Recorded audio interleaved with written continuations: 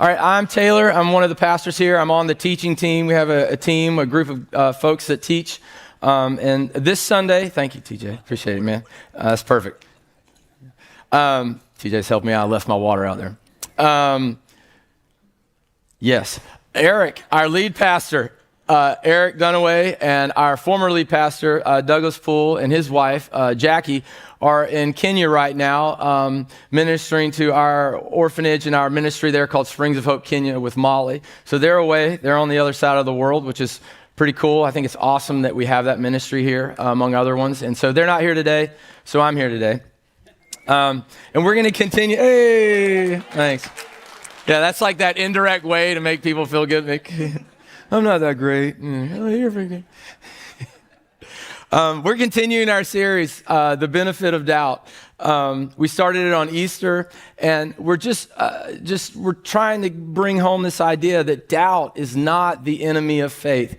Doubt is not the enemy of faith. In fact, doubt can be a doorway into deeper and more meaningful faith. Doubt is not necessarily a bad thing or a good thing. It's just a thing, and it can be this powerful source where God can use it in our lives to help us become more like him. In a lot of ways, this series, it really captures the heart of who we are as a church. A church where everyone can feel safe to explore their faith, to ask questions, to be open and honest with their doubts, without feeling judged or shamed in the process. We are a church, we pride ourselves on this, where anyone can belong even before they believe. And that might sound weird to you if you've been in other churches, and it makes us different in some ways from other places. And again, that's why we love this Try 5 challenge, because we want to be a place where anyone can belong before they believe. And so that means we're going to do some things differently. We're going to look a little differently than some other churches. And they're not bad and we're not good. It's just different. And I'm proud of that. And I love that this series kind of brings some of these things to life. I think the first struggle with doubt and with so many things in our life is we like to simplify it, or at least I do. I like to make things good or bad, and what happens then when we make doubt either be a good thing or a bad thing, it means we either suppress our doubt, right? Because or we let it destroy our faith. And in this series, we're kind of proposing there's a third way out in looking at doubt. And I think a good analogy for this is doubt is part of the recipe of faith. Doubt in its proper place is a productive thing, and it's a natural part of being human. Doubt is a lot like fear, right? A healthy amount of fear keeps us safe. It keeps us from stepping out in traffic, or alerting ourselves to dangerous situations. But if you have too much fear, right, it paralyzes us and it keeps us from acting. In the same way, a little doubt can make us ask better questions. But too much doubt can keep us from moving in faith.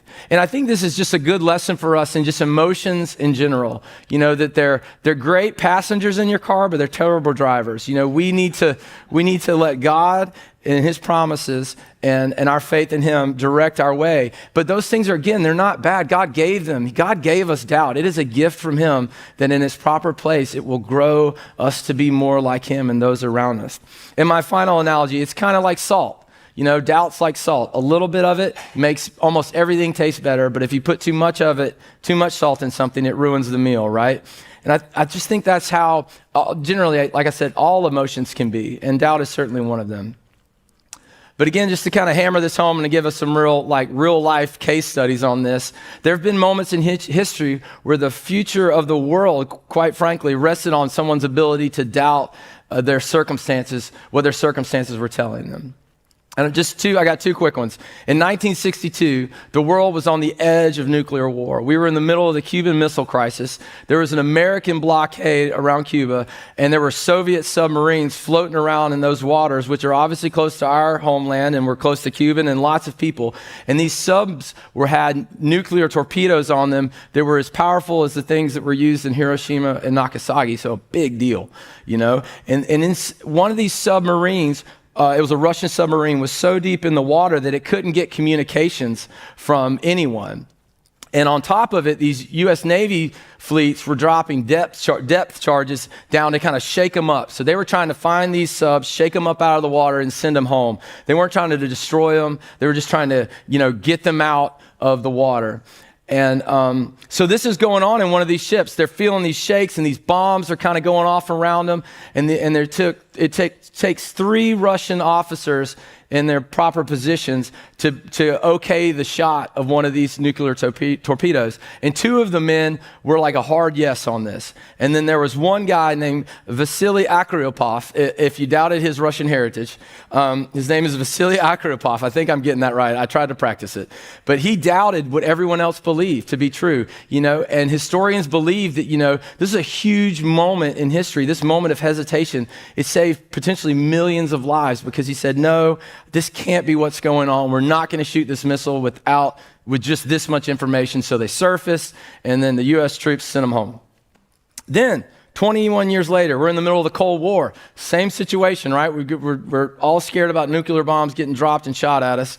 And Soviet warning systems all of a sudden light up, and they've got several missiles that are coming from American posts towards Soviet spots, right? And the protocol is to report this immediately, and then the result is to respond to those missiles with missiles, right? And this guy, again, Stanislav Petrov, is looking at this warning, and he's the guy in charge of seeing all the satellite stuff. And he's like, this just doesn't make sense. And he's like, so they test it again, but the satellite keeps repeatedly showing these missiles are coming. And you only got so much time before a missile lands. It doesn't just hover up there for you to make a good decision. And so he's just like, this can't be right. This is not, I don't think this is the way America would attack us if they were going to attack us. And so he shuts it down. And even while they're still seeing, that the satellite is showing that these missiles are coming. And it ends up being this weird thing with sunlight hitting the satellites that was triggering his satellites to think that America was shooting missiles to them. So again, thank God that he did this, that he paused and he questioned and he doubted. That's twice in one generation where the world was saved because someone had the courage to doubt in a serious situation, And I just think it's interesting too that was 2 Russian men. I think I have their pictures because, man, they look like the same person. So that's Akryopov on your left and Petrov on the right. Yeah, they could be the same guy. They're maybe 21 years apart, maybe some relation there. But anyway, these 2 Russian guys, saved a lot of American lives. I think that's pretty cool. Anyway, moving on. Doubt is not weakness. Don't we see how doubtness is strength and doubtness takes a certain sense of bravery and courage? And, it's just doubt, it keeps us from believing the wrong things. When we know that to be true, but we hear this word and we think sometimes that it's a bad thing. But again, doubt is so often a doorway to truth. And today we're talking about doubt in a faith-based situation, spiritual doubt, questions about God, fears about what he may be asking you to do, uncertainty about who he is and what his truths are. But the good news, guys, of all this and what we're going to focus on today is that God can handle your doubt. And in fact, he invites it. If he's God, he should be able to handle our doubt. It shouldn't be a situation, right? I mean, if he's God, he should be able to handle anything that his creation can throw at him. And he can, I promise you he can. And in fact, he invites it because he knows that through doubt, he uses doubt all the time to bring us in closer relationships from him. And he uses doubt just in the general affairs of our world to save lives. Doubt is a good thing. There are many people here who genuinely want to know God, but they're carrying those questions. Some are asking, why did this happen to me? Why didn't God answer? Can I really trust Scripture? Why do Christians sometimes hurt people? Too often the church has treated doubt as something shameful. But today I want us to see something freeing, that God is not afraid of your questions. He is not intimidated by your uncertainty. He can handle it. He can handle your doubt. And today we're going to look at how Jesus responds when we doubt. And to do that, we're going to look at this great story of Peter walking on the water. You may have heard some of it before. And if not, I'm excited to share it with you for the first time. We're going to look at it in Matthew, which is one of the Gospels of Jesus, which just means it's a story of what Jesus did while he was here on earth in his ministry. And it comes from Matthew chapter 14, verses 25 through 31. And I'll read it now. Shortly before dawn, Jesus went out to them, walking on the lake. When the disciples saw him walking on the lake, they were terrified. "It's a ghost," they said, and cried out in fear. But Jesus immediately said to them, "Take courage, it is I. Don't be afraid." Lord, if it's you, Peter replied, tell me to come to you on the water. Come, he said. Then Peter got down out of the boat, walked on the water, and came toward Jesus. But when he saw the wind, he was afraid, and beginning to sink, he cried out, Lord, save me. Immediately, Jesus reached out his hand and caught him. You of little faith, he said, why did you doubt? So Peter steps out of the boat, right? He's literally walking toward Jesus on water. Pretty awesome. I mean, that took a great deal of faith, I think, just to get that far. But then he notices the wind and the waves, and the fear rises in him, and he begins to sink, and he cries out, Lord, save me. And immediately, that word immediately, Jesus reached out his hand. And that word's so important, immediately. We see it twice in that passage when Jesus is combating our emotions. When the disciples are afraid, he immediately says, hey, calm down, it's me, guys. And then when Peter sinks and he cries out, Lord, save me, he doesn't wait, right? He doesn't lecture Peter. He doesn't let him bob up and down a little bit and think he's going to die, right? He's not waterboarding him. He rescues him first. He rescues him first. And then he asks, why did you doubt? And that you of little faith is a phrase that Jesus has used just kind of as a term of endearment all throughout the Gospels to talk toward his disciples. So it's kind of a gentle, kind way that he's speaking to him. So he rescues before he asks about his doubt. So this is not condemnation, right? This is an invitation. This question, why do you doubt? It's an invitation. It's Jesus lovingly exposing what is happening in Peter's heart. Again, this is so important. Jesus does not reject doubters. He reaches for them. And he does so immediately. This means doubt is not disqualifying. In fact, to doubt Jesus, to struggle with his teachings, to engage with him, Jesus wants nothing greater than to be in a relationship with you. And if doubt brings you to an honest conversation with him, he is all for it and he is ready for the interaction. Jesus can handle your doubt. He looks forward to it in a way because he knows when we have a healthy doubt in our lives that we're engaging with him. We're engaging with his truths. And this is what he wants. He doesn't want us to be stagnant. He wants us growing with him. And he knows that to grow, to know him better, to be in relationship with him is challenging for us. And we're going to have doubts. So he invites it. He does not reject doubters. He reaches out for them. And again, we've talked about this last week. Doubt is not the enemy of faith. I think a lot of us, if we had to think of the opposite of faith, we would say it's doubt, but it's not. But the scriptures have showed us otherwise. We talked the last 2 Sundays about Thomas doubting. We're talking today about Peter doubting. John the Baptist doubted. Martha questioned Jesus. Jesus' own brothers, James and Jude, questioned him, and then they end up getting letters in the Bible. Yet Jesus keeps drawing them closer. If your name is in the Bible, you probably doubted. It's fascinating to me when we look at the biblical narrative as a whole, we see how doubt is one of the big forces, one of the tools that God uses to reveal himself to us and his plans to us in nature. Doubt is this tool that God uses to move his story forward, to move his people forward in knowing him. Doubt is not the opposite of faith because doubt is part of that recipe of faith. Remember, it's part of faith, so it can't be the opposite of it. But the opposite of faith is what? We talked about this last Sunday too. It's certainty. Certainty is the opposite of faith. And there's a lie in our culture that you have to be committed to something to be certain of it, right? This is why we have these so many kind of non-committal positions in our world, right? Or you're just like sold out crazy, or you just stay over here away from it all. Because people have been sold this idea that whether in our culture, whether that's politics or religion, in order to commit to an idea, you have to be absolutely certain it's true, and you have to be absolutely certain everything else is wrong. And that's just not the case. I would tell you, you don't have to be certain about anything that you're not certain about. In fact, I don't even think certainty is something you can choose. I think it's outside of our will. I think it's just something that happens in our life. It's a product of decisions and our processes and our ideas. So you may be saying to yourself, you're telling me I can be a Christian and still have doubts. And absolutely right. And I think when we're early on in our faith, and one of the things that keeps reoccurring in our lives, one of the reasons I think most of us at some point have pursued religion or Jesus is because we want to go to the good place when we die, and we don't want to go to the bad place when we die, right? It's just on, and that's fine. That's a fine place to start. I think Jesus is okay with you starting there with him, more than likely. I'm almost confident. But it is possible to go to heaven with a lot of doubt. And it's also possible to go to hell with a lot of certainty. People do it every day. But you cannot stay in these abstract places forever. You have to bring it down to a practical level with questions like, what do you believe about Jesus? And doubt almost always means we're still engaged. We're still wrestling. We're asking questions. We're seeking. And Jesus has told us, if you seek, you'll find. Ask and the door will be opened, right? He's encouraging you to do this. Because this is the very place where faith can deepen.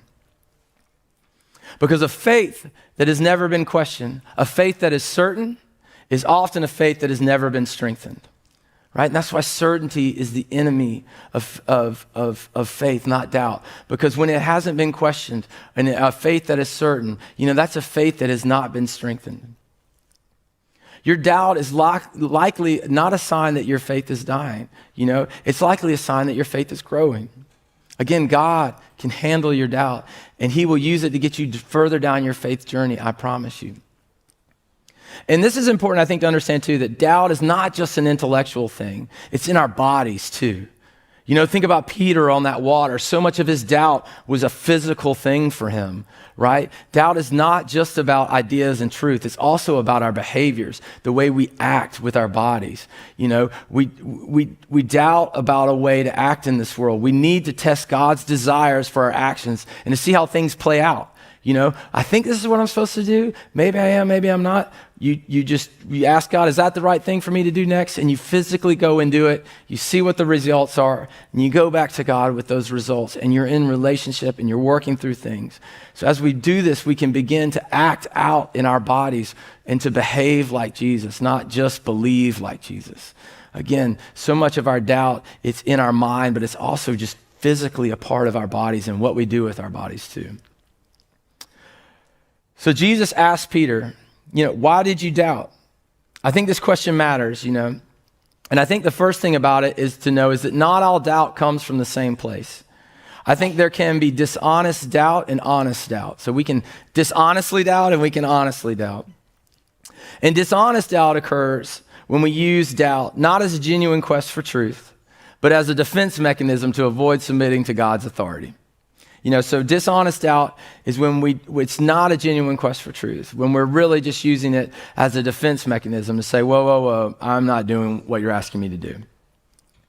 I think dishonest doubt is something I've had in my life when I just simply refuse to believe a truth that God has placed in this world because I just didn't want to do it. I disagreed with it, and so I doubted that reality of truth because I had selfish things to gain by acting otherwise.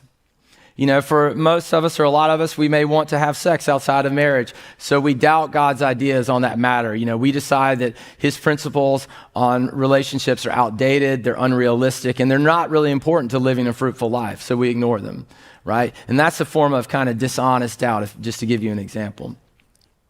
And here's just, again, another kind of broad idea to think on. I found that if you and God agree on everything, then you're in danger of living in a degree of dishonest doubt. Because if you and God agree on everything, there's something, it just doesn't line up. It's not the way the relationship should work. There should be some things, quite frankly, that you don't like about God. Otherwise, you're probably God, and he's your puppet. You know what I mean? And that's what I'm talking about, dishonest doubt. Like if there's some, just think about a natural relationship between a created being, a human, and the God of the universe, the God that created you, the God that has existed and will always exist, the God that knows everything past, present, and future, the God that is present everywhere. There should be some things that I say I don't understand. Or I don't like your stance on this, quite frankly, God, but you're God and I'm not. I recognize that much. And I submit to your authority. And that sounds gross, right? Just to submit to authority, it just leaves us such a bad taste in our mouth. But again, I think this points out that, doubt is a part of faith. If doubt is not in your life, you are in danger of living in this kind of dishonest doubt where you are really God and God is just your puppet to affirm what you already believe. But honest doubt, it comes from intellectual questions. Like, did God create the heavens and earth in 7 days? That's a tough one, right? There's a lot of disagreement on that. Pain and suffering. Why do bad things happen to good people? This is something that keeps so many people away from knowing God and relationship with him. An unanswered prayer. Why won't I get this? Why can't I get this job? Why don't I have a spouse? Church hurt. The church I grew up in made me feel judged and not loved. Or disappointment with people. That person says they're a Christian, but they treat others like dirt. In that one right there, hypocrisy gets used dishonestly, I think, all the time. It's one of the most prevalent forms of dishonest doubt in people in our world today, I think. People don't want to deal with the reality of God, and they know it to be true. They know God to be true. Really, there are very few people, if they're honest with themselves, do not think that there is a God. Science, your life story, the history of the world, everything every day points more and more to the reality that God is real and you have to deal with him somehow. But we don't want to, right? And so we have these things like this in our lives. There's these things in my life that I don't want to give up. I don't want to change. So I blame the people that follow God so I don't have to, right? And, here's the reality. Yes, there are a lot of hypocrites. Yes, we all fail. That is all true. There's some truth to that. But, it does not make God's reality and his truth any less real. So I would tell you, if you have a friend in your life or a loved one in your life that's like, man, all those Christians are hypocrites. They're on the doorway of faith. I really believe it. I think that means they already believe that God exists. They're already struggling with how they can reconcile the way they behave or their lack, even more importantly, of relating to God. And they use this as an excuse, again, a dishonest doubt so that they don't have to deal with God. And if you're there this morning, you are so close. Pursue God. He can handle your doubt. Don't disengage with him over the way other people behave. Because it doesn't make his reality less real and it doesn't make his truth less real. And you have so much to gain by challenging God with your doubts. He can handle it. Because sometimes when we're doubting, it's not God himself that we're doubting, right? With that one. Sometimes we doubt when we're doubting we're doubting what we're taught about God, right? Or what people have said or done. Some of this like the hypocrisy thing. People have maybe told you things like, God always answers the way we want. If you have enough faith, nothing bad will happen. Good Christians never struggle. Or all Christians do the right thing. These are all ideas that you can point to a verse in the Bible and misuse it to get support for this statement. But we all know in reality, when these truths are played out in the world, they fail. Right? Because they're not a part of God. They're really not a part of who he is. They're taken out of context and they're incorrect. And when we believe these things and they collapse in the face of reality, our faith can shake. But sometimes what happens is God is not being removed from our life. Sometimes false ideas, again, about him are being removed, and the truth is being exposed. And this is where the real healing in life can begin, where God can rebuild us on the truths of who he is and what he's about. Sometimes God has to rebuild our understanding. Jesus said this constantly, especially in the Sermon on the Mount and the Gospel of Matthew or the Sermon on the Plain and Luke. He says, you've heard that it was said, but I tell you. You've heard that it was said, but I tell you. He was correcting incomplete understanding. He did this then, and he does this now with us. No one has it all right, and no one ever will, right? Again, doubt is part of the recipe of faith. God knows this, and he can handle it. And doubt should be something that is showing up in our lives as we're growing more and more closer to God. Again, certainty is the enemy of faith. Jesus wants to have a relationship with you more than he wants you to have all the stats on his baseball card memorized, and they're impressive. Look, you can know all the correct things about someone. You can know everything there is to know about Jesus. But if you don't know him, you've missed the point. It's really no different than any other person. Say you know all this information about a celebrity, but you don't know them, so you don't know them. Healthy faith is willing to let go of what is false in order to hold tighter to what is true. And Jesus is willing for you to let go of what is false in order to hold tighter to what is true. And he knows that's a messy process a lot of the time. He knows that it's something to change from something that you believe and recognizing that it's wrong or it's false. That's a process. That's just not something that clicks in your head. And it takes a relationship with Jesus. You know, Jesus is far more concerned with you knowing him and being in relationship with him than he is with you doing all the right things. You know, if you are in relationship with him, those things will begin to take care of themselves, but you're probably not going to get in a relationship with him if you're just trying to do the right thing all the time. And the safest place to rebuild our faith and our ideas about who God is and what he wants for us to do is in the person of Jesus. And where we can go to do that so well is the Bible, but even more specifically into the Gospels. And the Gospels are 4 books in the New Testament, and they just tell the story of Jesus' life. There's one that's called John, and it's a little different than the other 3, which are Matthew, Mark, and Luke. And you can find them in the New Testament. You can Google them and check them out. You know, go there, look at Jesus. How does he treat people? How does he respond to brokenness? How does he reveal the Father? Because if you want to know what God is like, you have to start with Jesus. John 10:30, this is your memory verse for the day. I and the Father are one. You know, there you go. You can probably remember that right now. You memorized the verse today at church. I and the Father are one. You know, and Jesus also says that, you know, he is the way, the truth, and the life, and no one comes to the Father except through him. We have to start with Jesus. It's just the way God has designed this relationship to work.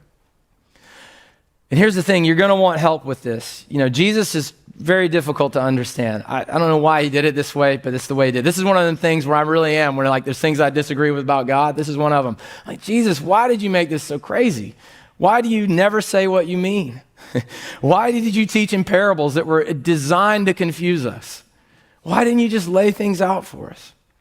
You know, he's the greatest teacher that ever lived too, but he taught people from a different time and place and a different culture. We have almost nothing in common besides our humanity with the ancient Israelites, right?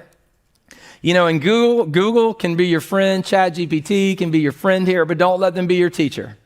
You know, you've got to read the Gospels and study them with trusted resources. And the most important thing I think to do when we go to the Gospels is to go to them with other people, to go to them with a group. You cannot follow Jesus alone. It's impossible. You cannot get to know him alone. You know, one of the most safest ways to explore his truth and to get them revealed in your life is to study the Gospels with a group of people, to get around the word with other people that have different life experiences to you, you know, that have different knowledge from you. And then you take a trusted resource, you take the Bible, and you take these trusted people with you, and you dive in, and you will grow in leaps and bounds. Your doubts will be answered and your faith will be strengthened. And then you'll answer this doubt, but then you're going to be like, well, what do we think about this? And then there's another thing and another thing, because there's an endless possibilities to our growth in relationship with God and growing with him in community. So get around his word with other people. And I've been walking with Jesus for a while, and more importantly, I've been walking with Jesus for a while with other people that are smarter than me and further along in this journey than me. And I just wanted to give you a few tips for studying Jesus with a few minutes we have left. So I'm not just like, go read the Bible, and you've maybe already tried that already, and it was weird, and you closed it, and it was scary, you know, because it is. Again, I don't like that about God. I wish he would have made it easier for us. The biggest one, and if I get no further than this, Jesus does not lay out safe generalizations by which you can engineer a happy life. Instead, his teachings are designed to startle us out of our prejudices and direct us toward a new way of thinking. Again, he's not trying to give you here's the rule book, or here's the life plan, follow this step, A, B, C, and D, and you're going to have a great life. That's not what he wants. He wants a relationship with you. So almost always his words are meant to startle us and to go, whoa, wait, what? He said that? Well, I thought this. But if he says that, then I'm wrong, or he's crazy. You know, and that's what he did to the Israelites. That's what he's doing to us now. He's the greatest teacher that ever lived. His words have an ability to do that then, and to do that now, and to do that forevermore. It's awesome. But again, Jesus does not give us rules. He's offering us relationship. Now, we want rules. So we're always trying to make Jesus' words into rules. We're always trying to do it. You're going to have to constantly resist this temptation and this inclination if we're going to get to know Jesus well. And it's because we want rules, because then we don't have to have a relationship with him. Then we have commerce with Jesus. Jesus, you said to do this, I did this, so then you do this. That's not a relationship. That's going to the grocery store and scanning the barcode.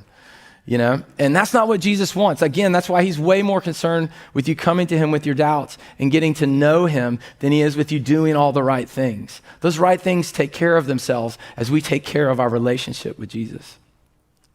The Sermon on the Mount and the Sermon on the Plain, the two I mentioned earlier, are two places where we always go to make rules of Jesus' words. We're so quick to do it. And some of them, I think we look at it and we can see how silly it is. And we're like, yeah, surely this is not what Jesus is telling us to do. Like when Jesus talks about lust in the Sermon on the Mount, if we were to take his words literally as rules, a lot of us would be walking around without hands and eyes gouged out. So, clearly that's not what he was talking about. And, just to be quite frank and maybe a little inappropriate, if God was trying to knock lust out of the park by cutting off something, there's something else he would have gone for. Right? So, but we see that and we're like, yeah, but a lot of times we're like, I don't know what he's talking about there. He's talking about something, but I move on. Again, wrestle with that idea. See, Jesus is trying to shake up the way you think. But then one where we see mixed up all the time in our world is on the Beatitudes. They start both of those teachings, the Sermon on the Mount and the Sermon on the Plains. And Jesus said, blessed are the poor. And he says, woe to the rich. And we're like, that's not true. Being poor is terrible. And just because someone's rich doesn't make them a bad person. I have some friends in my life. We all have friends that are wealthy, I think, and they're great people. Or we've known wealthy people. We've worked for wealthy people, and they're good people, right? And we've known poor people. They're terrible people, And so, and when he says that, especially in that community and in that time, they thought God's blessing was so much joined to your situation of wealth. If you were poor, that meant that you did not have the favor of God in your life. And if you were rich, it means undoubtedly you did, regardless of the way you behaved. And so Jesus is saying to them, look, you think rich people have the blessing of God? Nope. You think poor people don't have it? They do. He's saying, and he's not saying that because of their situation, because they're poor, or because they're wealthy. He's saying, hey, anyone can have this relationship with me. Anyone can live in this kingdom where I offer them the fruits of the Spirit, love, joy, peace, patience, kindness, and so on. The things we really desire, they're available to everyone. And so he wants you to see those things, those statements that he makes, and he wants you to go, that's not right. And then you start thinking about it more and more and more. And you start engaging with other people. Like, does Jesus really think that, poor people are the blessed people of this world? And so on and so forth. So again, Jesus does not give us safe generalizations by which we can engineer a happy life. He's always trying to startle us. All his words, almost all of them, are trying to startle us out of the way we think and to approach this world from a different view. And he always wants relationship before he overrules with us. So, back to Peter. Peter's story did not end in the water. It did not end in denial. Jesus immediately rescues him, right? He restores him, and he engages with him, and he engages with him in his doubt. And later, Peter, if you don't know this, he became one of the boldest voices in the church. The doubter became the preacher. The one who sank became the one who stood. And that's what grace does. Grace is God acting in our lives to accomplish things we cannot do on our own. And God, through his grace, comes to us in our doubt, and he moves us along in ways that we could not do on our own. We have to engage with him. Doubt does not have to be the end of your story. It is not the end of your faith story unless you let it. Doubt will always bring us to a place where we're engaged with Jesus and we're growing closer and closer to him. It will be the place where God builds something deeper in your life. So if you're carrying questions, bring them to him. He's not pushing you away. He's immediately coming to you, and he's reaching out to you. God can handle your doubt. He welcomes it, and we do too here at Cypress. Y'all pray with me real quick. Jesus, thank you for how great you are. Lord, thank you, like we sang about through so many of those songs, Lord, that we can have faith in the storms of life. When life is uncertain, when life fills us with doubt, we can stand on the rock of Jesus. Lord, and we confess it so often in our lives, God, we have doubts and we are uncertain of the things of who you are and what you're doing and why you're doing them. God, we pray that you would reach out to us, that we'd feel your loving hands reach out to us, Lord, as we are drowning in the waters, and that we would have you lift us up. Lord, lift us up out of the waters. Teach us to stand where we were once sinking. And God, thank you for the gift of doubt. Thank you, Lord, that we can't know you completely. Thank you that we get to grow in relationship with you from now and forevermore. And thank you for the role that doubt plays in that. Would we not be afraid of it, but would we embrace it and come wholeheartedly towards you with it? Because you can handle our doubt. Amen. Thank you, guys. Y'all have a lovely afternoon. Don't forget to hang out in the in-between.